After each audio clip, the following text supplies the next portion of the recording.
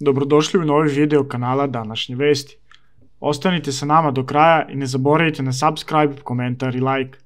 U svetlu nedavnih događaja uradit ćemo analizu nekoliko youtubera sa domaće scene i način na koji oni utiču na naše društvo.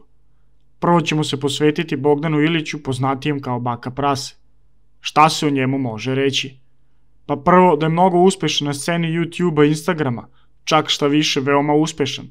Ima skoro 2 miliona pratilaca na YouTubeu i oko 1 milion na Instagramu, što mu na mesečnom nivou donosi više nego pristojnu zaradu, što se može videti iz njegovih klipova.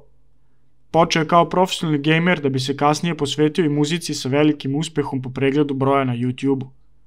Da li su te pesme dobre ili ne, pokazuje broj pregleda koji je zaista veliki, očigledno se sviđaju njegovoj publici.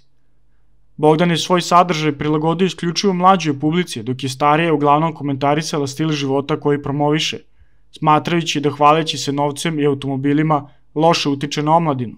Isto mu je zamerao i njegov otac, sveštenik Nenad Ilić. Ilić je 2017. godine reagovao na snimak 12-godišnje devojčice koja je imala ljubavnih problema, što je kulminiralo time što je drugi youtuber poznat kao Amir Hadžić reagovao kritikujući Ilića što se rugao devojčici, koja je potom pokušala samoubistvo. Ilić je 2018. godine kritikovao pesmu koju su napravili kolege youtuberi, a to su sestre poznate kao Anđela i Nađa, koja je eskalirala toliko da je otac Anđele i Nađe kritikovao Ilića zbog nepoštovanja. Hrvatski YouTube influencer Filip Rožman, poznatiji kao Kako lako, napravio je 37 minuta dugačak video pod nazivom Drama salama Baka Prase, u kojem kritikuje Ilića na različite teme, uključujući njegovu muzičku karijeru i da je licemer.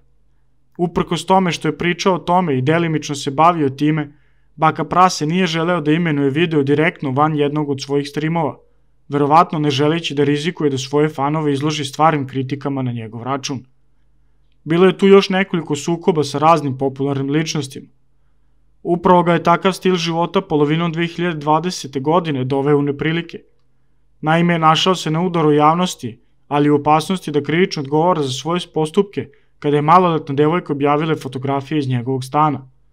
On je tvrdio da nije znao koliko ima godina dok mu nije pokazala ličnu kartu, a tada ju je, kaže, odmah ispratio iz svog stana. Sve to je donelo negativan rejting njegovom kanalu, ali i prekid saradnje sa nekim kompanijama. Bogdan se povukao sa YouTubea na neko vreme, a nakon što se vratio, posvetio se snimanju drugačije vrste sadržaja. Uprkos kritikama kojemu deo javnosti upućuje, Ilić uživa veliku popularnost među mlađom publikom. Često dobija pozive za gostovanje na društvenim događajima, a pokrenuo je vlastiti modni brend pod nazivom Šajim se. Osim toga ima i svoj tim igrača Lola. A povodom negadavnih događaja i smrti youtuberke Kike pokrenuta je peticija da se ukine kanal Baki Prasetu. U ime nemilog događaja koji se desio kada je mlada youtuberka podigla ruku na sebe zbog bullying nasilja, vređanja, ponižavanja i pretnji, molim sve ljude da potpišu peticiju da se zabrani pojavljivanje Baka Praseta jer njegovi video snimci proizvode mržnju i prkošenje, stoji u opisu peticije koje je do juče potpisalo skoro 3200 ljudi. Samoubistvo srpske influencerke i youtuberke otvorilo je pitanje nasilja, vređanja i ponižavanja na društvenim mrežama, a javnost se možda po prvi put ozbiljno zapitala i ko su uzori današnjoj omladini. Baku Praseta su mnogi u javnosti označili kao jednog od najodgovornijih za nasilan neprimeran sadržaj na društvenim mrežama, a ovo smatraju potpisnici peticije koji su mahom komentarisali da nastupi Bake Praseta na društvenim mrežama negativno utiču na kreiranje ličnosti mladih i dece u Srbiji i da mu zbog toga treba zabraniti da se ovim poslom bavi.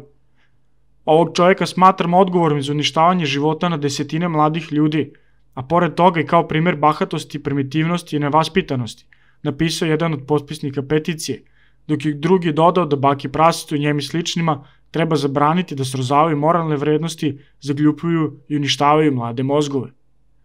Pored cyberbullinga i prozivanja ljudi na internetu, smatram da ovakvi kanali kakve propagira dotični jako loše utiču na omladinu, posebno decu koje tek ulazi u pubertet, jer se u tim emisijama apsolutno ništa pametno ne dešava.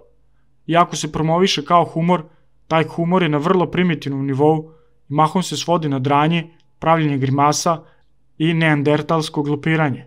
Onaj ko pravi ovakve sadržaje ne zna ništa drugo da radi do da peca laku zaradu preko dece, napisao je takođe jedan od potpisnika peticije. On je svojevremeno u više navrata upućivao seksističke i mizogene uvrede na račun sada pokojne Kike, nazivaju je ćelavim retardom i Tinder, da ne kažem sad šta za momke, a objavio je pesmu Jel te nije blam, u kojoj se izuzetno pogrdno obraća i koja je imala čak 8 miliona pregleda za 2 godine.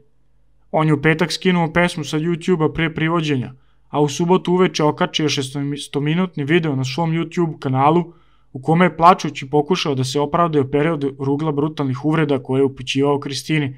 Taj video sad ima skoro 2 miliona pregleda.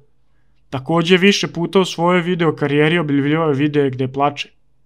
Baka Prase je očigledno veoma sposoban, inteligentan momak koji zna kako da napravi novac, ali način na koji dolazi do njega narušava sve principe moralnog ponašanja. Umesto da doprinesu boljitku celog društva svojom popularnošću, YouTube zvezde kao što su Baka Prase samo doprinosi još većem potonuću istog. Danas će ljudi sve uraditi za novac, a uticaj koji ostavlja na mlade je više nego poguban, ali tu nije on jedini krivac.